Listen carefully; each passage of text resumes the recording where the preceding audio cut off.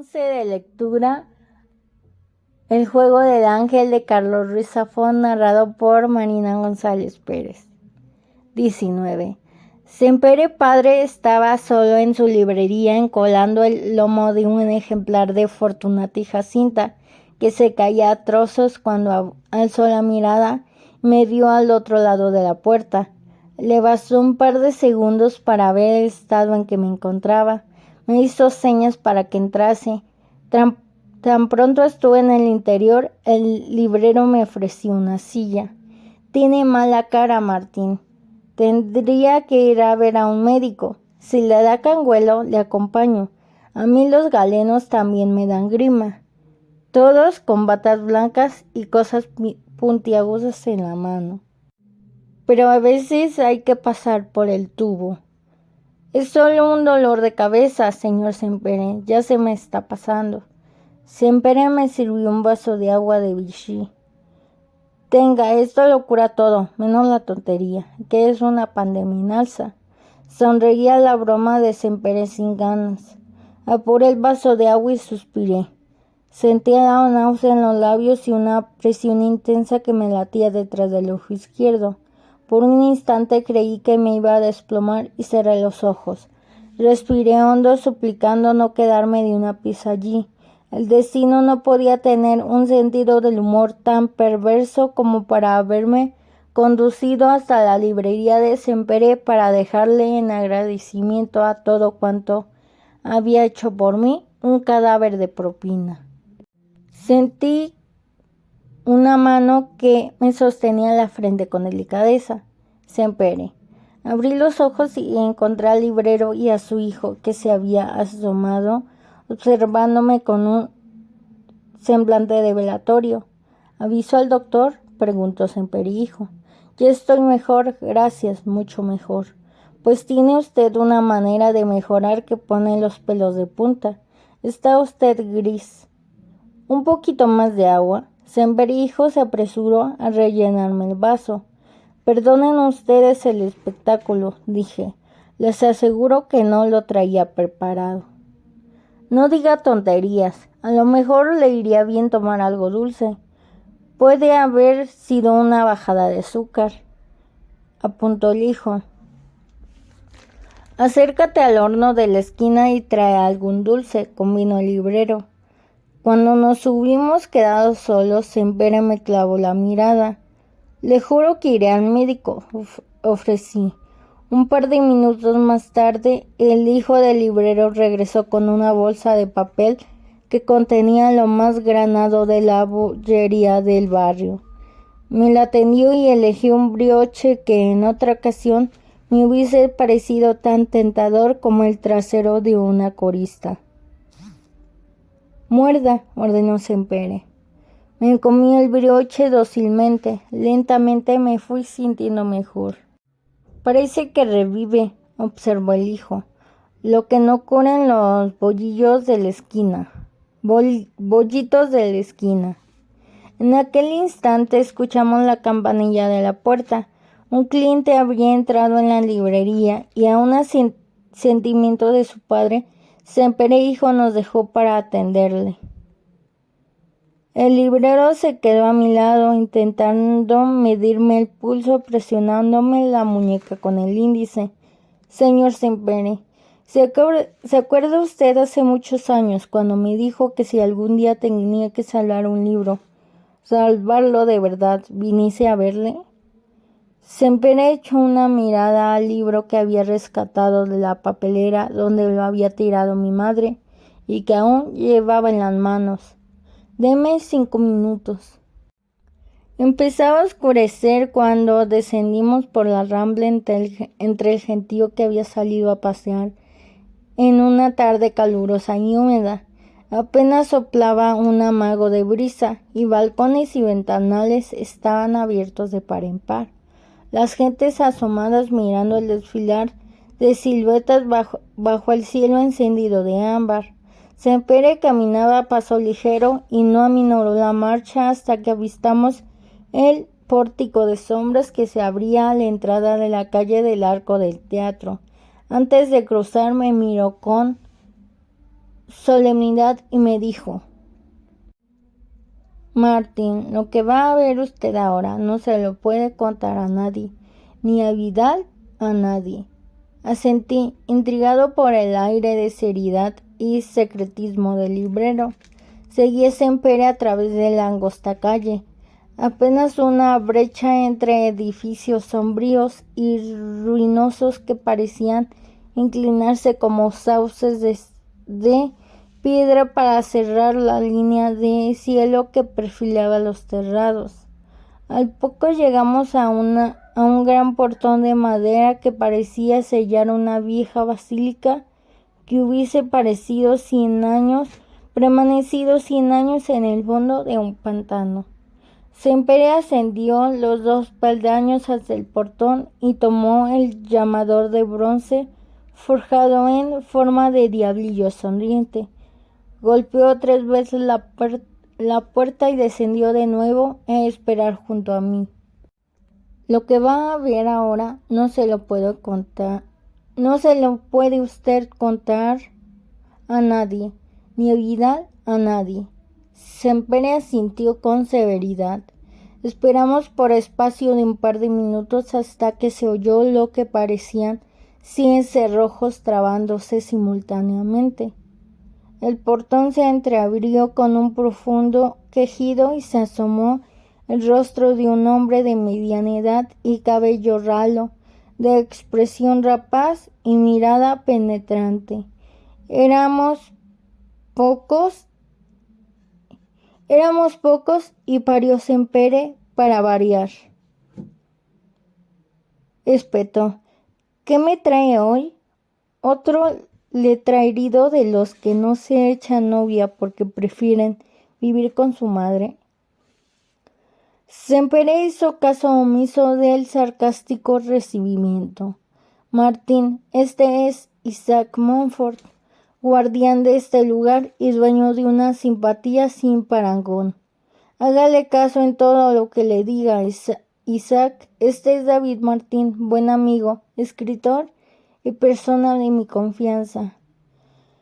El tal Isaac me miró de arriba abajo con escaso entusiasmo y luego intercambió una mirada con Sempere. Un escritor nunca es persona de confianza. A ver, ¿le ha explicado Sempere las reglas? Solo que no puedo hablar de lo que vea aquí a nadie. Esta es la primera y más importante. Si no la cumple, yo mismo iré y le retorceré el pescuezo. ¿Se impregna del espíritu general? Al 100%. Pues andando, dijo Isaac, indicándome que pasara al interior. Yo me despido ahora, Martín, y los dejo a ustedes. Aquí estará seguro. Comprendí que Sempere se refería al libro, no a mí. Me abrazó con fuerza y luego se perdió en la noche. Me adentré en el umbral y el tal Isaac tiró de una palanca al dorso del portón. 1000 mecanismos anudados en una telaraña de rieles y polea lo sellaron. Isaac tomó un candil del suelo y lo alzó a la altura de mi rostro.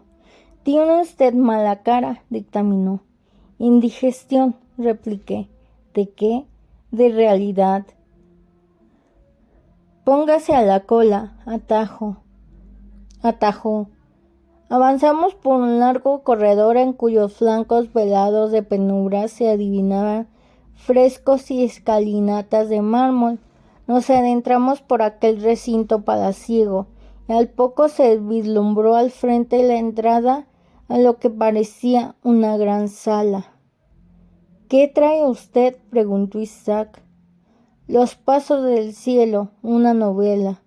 «Menuda cursilada de título. ¿No será usted el autor?» «Me temo que sí». Isaac suspiró negando por lo bajo. «¿Y qué más ha escrito?» «La ciudad de los malditos, tomos del 1 al 27, entre otras cosas». Isaac se volvió y sonrió complacido. «Ignatius B. Sampson, que en paz descanse y para servirle a usted». El enigmático guardián se detuvo entonces y dejó descansar el farol en lo que parecía una balaustrada suspendida frente a una gran bóveda. El enigmático guardián se detuvo entonces y dejó descansar el farol en lo que parecía una balaustrada suspendida frente a una gran bóveda. Levanté la mirada y me quedé mudo. Un colosal laberinto de puentes, pasajes y estantes repletos de cientos de miles de libros se alzaba formando una gigantesca biblioteca de perspectivas imposibles. Una madeja de túneles atravesaba la inmensa estructura que parecía ascender en espiral hacia una gran cúpula de cristal de la que se filtraban cortinas de luz y tiniebla. Pude ver algunas siluetas aisladas que recorrían pasarelas y escalinatas o examinaban con detalle los pasadizos de aquella catedral hecha de libros y palabras. No podía dar crédito a mis ojos y miré a Isaac Montfort, atónito. Sonreía como zorro viejo que saborea su truco favorito. Ignatius B. Sampson, bienvenido al cementerio de los libros olvidados. 20. Seguía al guardián hasta la base de la gran nave que albergaba el laberinto. El suelo que pisábamos estaba remendado de losas y lápidas, con inscripciones funerarias, cruces y rostros diluidos en la piedra. El guardián se detuvo y deslizó el farol de gas sobre algunas de las piezas de aquel macabro rompecabezas para mi deleite. Restos de una antigua necrópolis, explicó, pero que eso no le dé ideas y decida caérseme muerto aquí. Continuamos hasta una zona frente a la estructura central que parecía hacer las veces de umbral. Isaac me iba recitando de corrido las normas y deberes, clavándome de vez en cuando una mirada que yo procedía a aplacar con manso asentimiento. Artículo 1. La primera vez que alguien acude aquí tiene derecho a elegir un libro, el que desee, de entre todos los que hay en ese lugar. Artículo 2.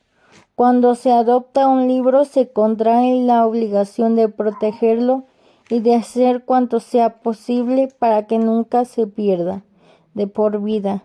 ¿Dudas hasta el momento? Alcé la mirada hacia la inmensidad del laberinto. ¿Cómo elige uno un solo libro entre tantos? Isaac se encogió de hombros. Hay quien prefiere creer que es el libro el que le escoge a él, el destino, por así decirlo. Lo que ve usted aquí es la suma de siglos de libros perdidos y olvidados, libros que estaban condenados a ser destruidos y silenciados para siempre, libros que preservan la memoria y el alma de tiempos y prodigios que ya nadie recuerda. Ninguno de nosotros, ni los más viejos, sabe exactamente cuándo fue creado ni por quién.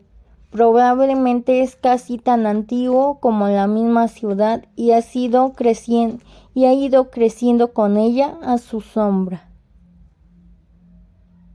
Sabemos que el edificio fue levantado con los restos de palacios, iglesias, prisiones y hospitales que alguna vez pudo haber en ese lugar. El origen de la estructura principal es de principios del siglo XVIII y no ha dejado de cambiar desde entonces. Con anterioridad, el cementerio de los libros olvidados había estado oculto bajo los túneles de la ciudad medieval.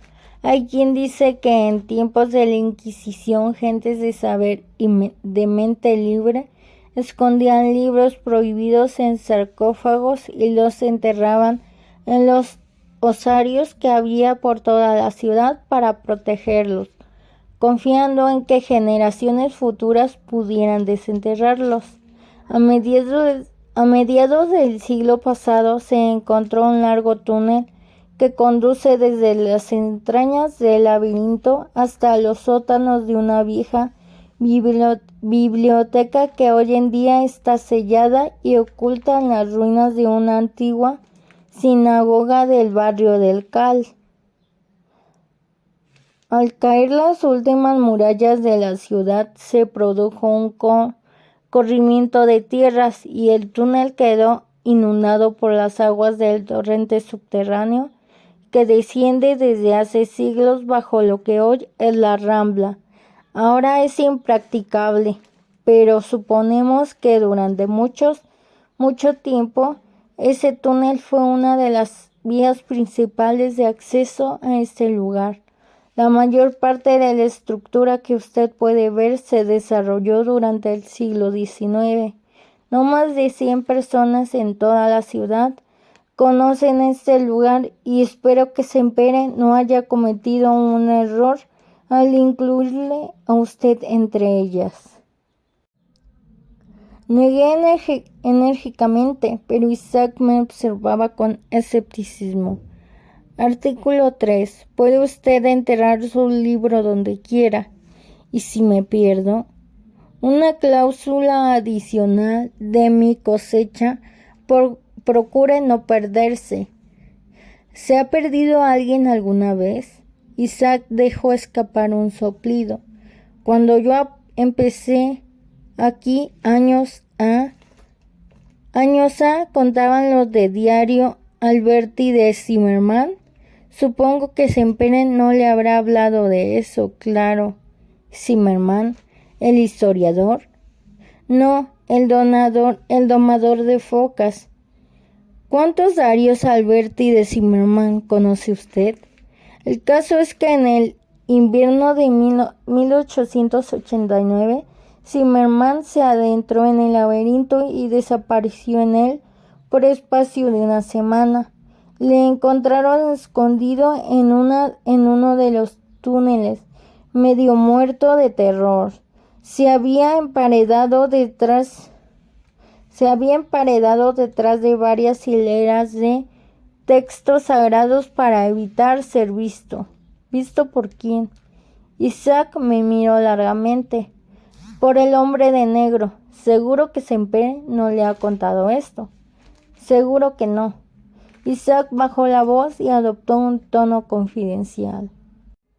Algunos de los miembros a lo largo de los años han visto a veces al hombre de negro en los túneles del laberinto.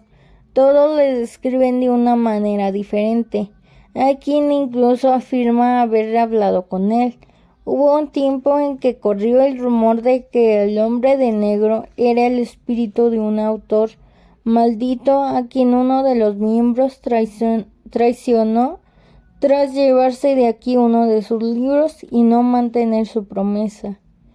El libro se perdió para siempre y el difunto autor vaga eternamente por los corredores, buscando venganza. Ya sabe usted, ese tipo de cosas a lo Henry James, que le van tanto a la gente. ¿No me va a decir que usted se cree eso? Claro que no. Yo tengo otra teoría, la de Zimmermann. ¿Qué es?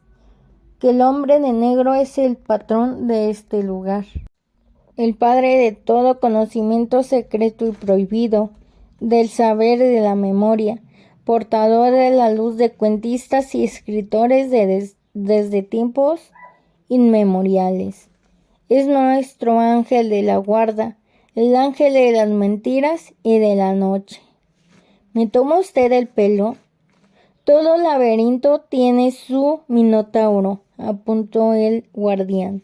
Isaac sonrió enigmáticamente y señaló hacia la entrada del laberinto.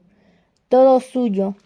Enfilé una pasarela que conducía a una de las entradas y penetré lentamente con un largo corredor de libros que describía una curva ascendente. Al llegar al final de la curva, el túnel se bifurcaba en 4 pasadizos y formaba un pequeño círculo el que ascendía una escalera de caracol que se perdía en las alturas. Subí las escaleras hasta encontrar un rellano desde el que partían 3 túneles. Elegí uno de ellos, el que creía que conducía hacia el corazón de la estructura, y me aventuré. A mi paso rozaba los lomos de centenares de libros con los dedos. Me dejé impregnar del olor, de la luz que conseguía filtrarse entre rendijas y de las linternas de cristal horadadas en la estructura de madera que flotaban en espejos y penumbras. Caminé sin rumbo por espacio de casi 30 minutos, hasta llegar a una suerte de cámara cerrada en la que había una mesa y una silla. Las paredes estaban hechas de libros y parecían sólidas, a excepción de un pequeño resquicio del que daba la impresión que alguien se había llevado un tomo. Decidí que aquel iba a ser el nuevo hogar de los Pasos del Cielo. Contemplé la portada por última vez y releí el primer párrafo, imaginando el instante en que, si así lo quería la fortuna, muchos años después de que yo estuviese muerto y olvidado, alguien recorriera aquel mismo camino y llegaría a aquella sala para encontrar un libro desconocido en el que había entregado todo cuanto tenía que ofrecer. Lo coloqué allí, sintiendo que era yo el que se quedaba en el estante. Fue entonces cuando sentí la presencia a mi espalda y me volví para encontrar, mirándome fijamente a los ojos, al hombre de negro. 21.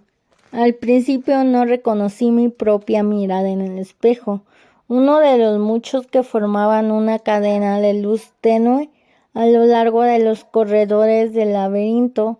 Eran mi rostro y mi piel lo que veía en el reflejo, pero los ojos eran los de un extraño, turbios y oscuros y rebosantes de malicia.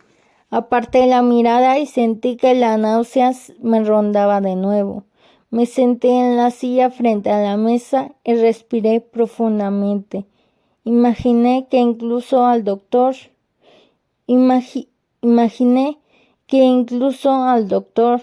Trías le podría resultar divertida la idea de que al inquilino de mi cerebro, el crecimiento tumoral, como él gustaba de llamarle, se le hubiese ocurrido darme la estocada de gracia en aquel lugar y concederme el honor de ser el primer ciudadano permanente del cementerio de los novelistas olvidados, enterrado en compañía de su última y lamentable obra, la que le llevó a la tumba.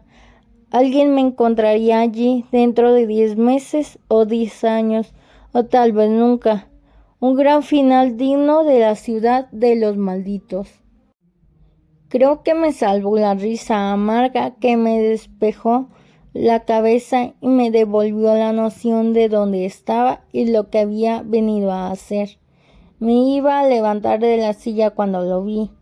Era un tomo tosco, oscuro y sin título visible en el lomo. Estaba encima de una pila de 4 libros más en el extremo de la mesa. Lo tomé en las manos. Las cubiertas parecían estar encuadernadas en cuero o en algún tipo de piel curtida y oscurecida. Más por el tacto que por un tinte.